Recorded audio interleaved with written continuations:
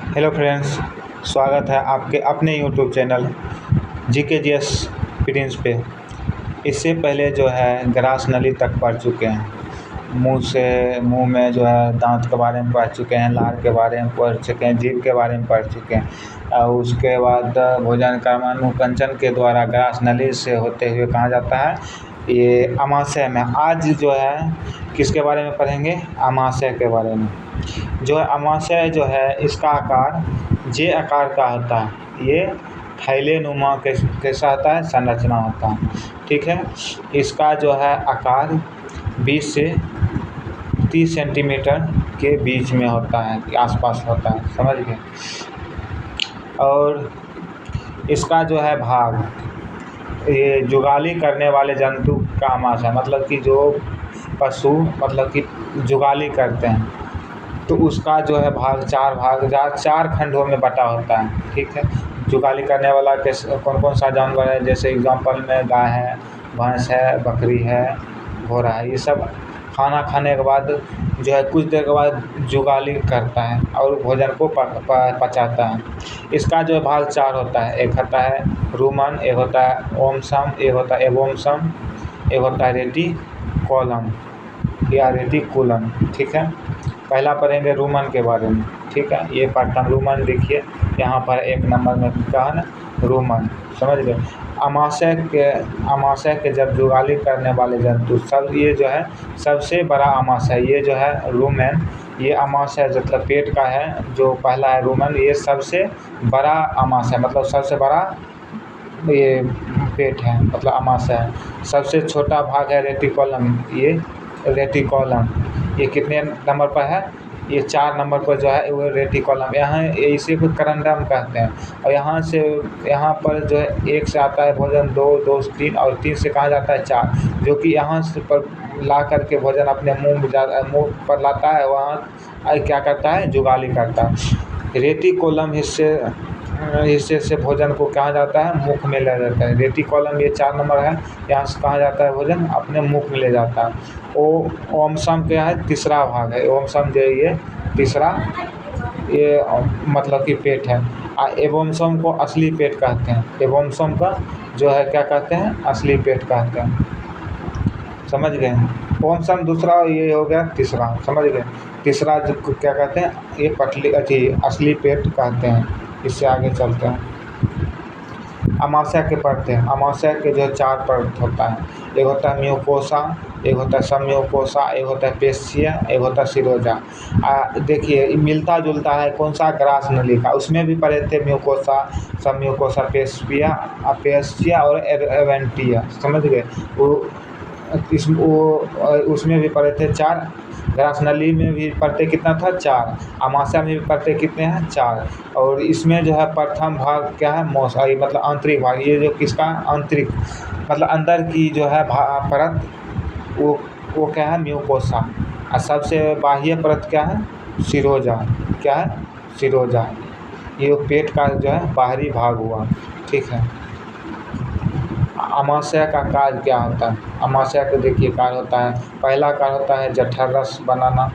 ठीक है, दूसरा है HCl का निर्माण करना, और तीसरा है एंजाइम बनाना। ठीक है, जठर रस ये किन किन चीज़ों से बना है।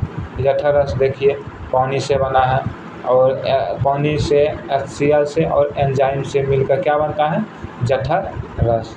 और इसमें पानी कितना होता है, 99.5% क्या होता है, पानी होता है। HCl कितना होता है, मतलब हाइड्रोक्लोरिक अम्ल कितना होता है, ये 0.3% होता है। एंजाइम कितना होता है, 0.2% होता है। तो इसका जो है, इसका मतलब कि भोजन को पचाने के लिए अम्लीय होना वो मतलब कि ज़रूरी है।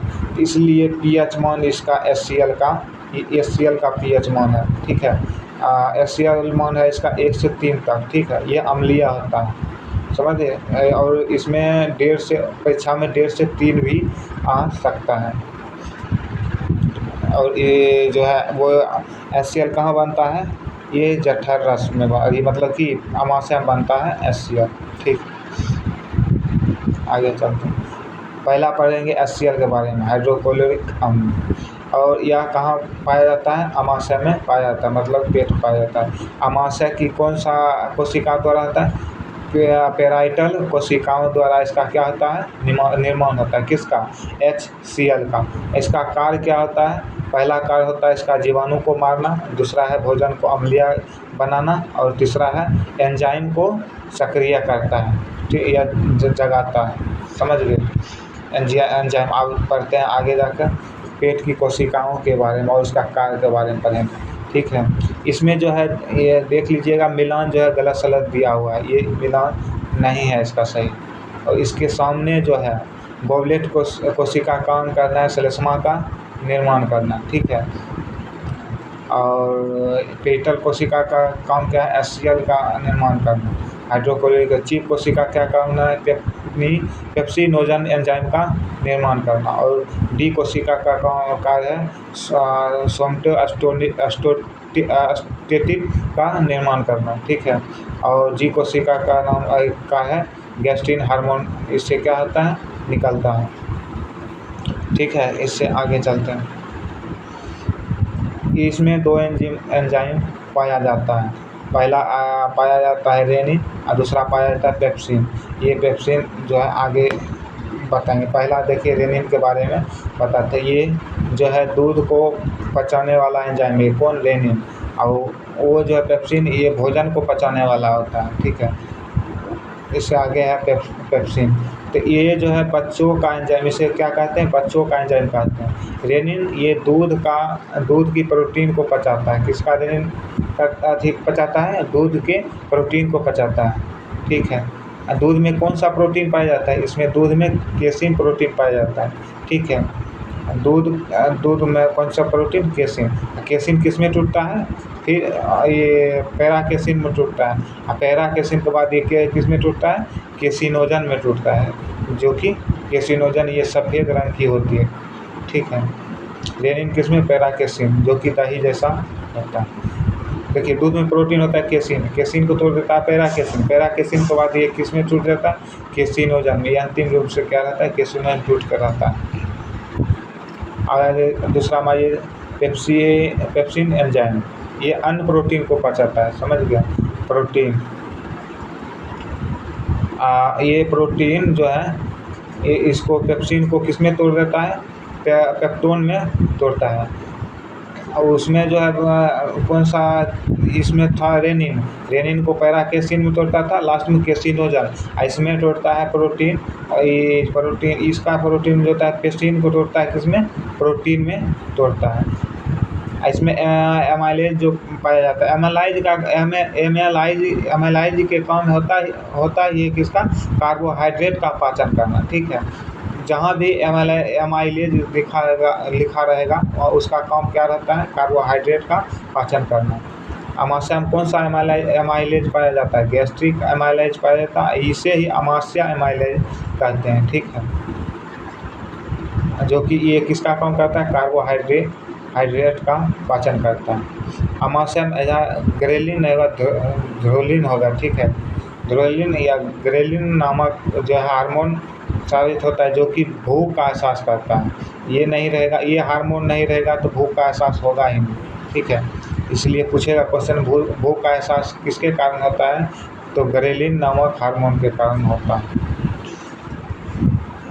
अमाशय से भोजन छोटी आंत में कहाँ से जाता है? ये जो है पायरोलिक एस्फेक्टर के द्वारा ये किस में जाता है? छोटी आंत में, ठीक है। ये है यहाँ, ठीक है। ये यहाँ से क्या जाएगा? छोटी आंत को ये कौन सा इसका क्या नाम है? पायरोलिक एस्फेक्टर, ठीक है। अमाशय में क्या बनता है? HCl बनता है। ये तो पहले बता चुके हैं। ये जो है इसका जो यहाँ पर झिल्ली है, ये श्लेष्मा की झिल्ली, ये अम्लीय प्रभाव को सुरक्षा देता है। जो HCl में जो है इसका pH मान जो कि कम है, 1.5 से 3 मीटर है pH मान, वो इतना पावरफुल होता है कि वो भूमि पर गिर जाएगा तो भूमि खौल जाएगा। इसलिए वो मतलब कि पेट को बचाने के लिए, मतलब कि जो कि खौले ना या अथी जले ना। इसका इसका जो बचाता कौन है? श्लेष्मा की झिल्ली। जो श्लेष्मा है ये अम्ल के प्रभाव को रोकता है।